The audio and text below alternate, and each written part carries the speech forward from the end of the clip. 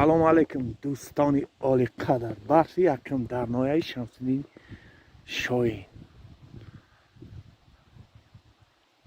اینها برف یکم امروز 21 نوامبر.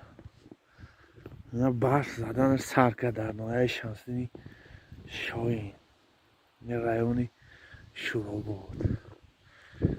اولی برزیمون امارت ها را بود نکردین. اینا بر بود سر کرد. این برادر رو نیم کولا کردن.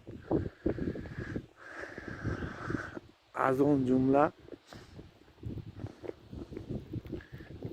ما خدم امارت ها وحشه نپوشوندن اوز برف بود در نایه شمس‌الدین شاهین سر کرد و زیاده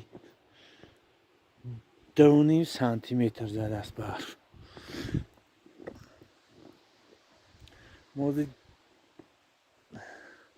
در دهه شمس‌الدین شاهین قرار داریم.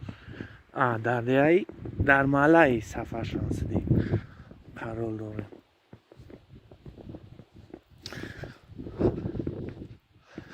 حالا همه لید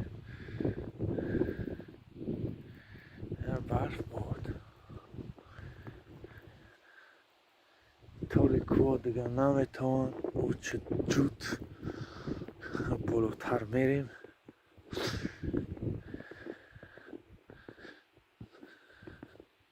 این دیوالای نیم کوله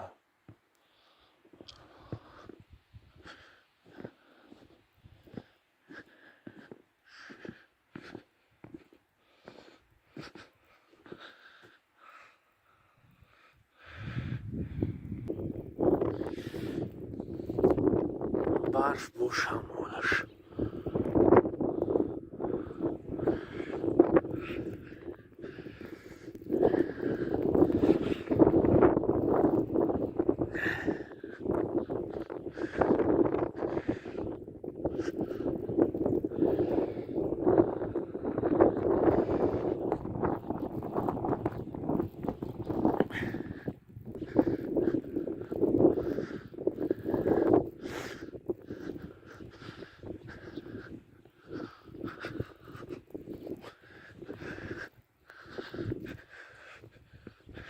این امارت ها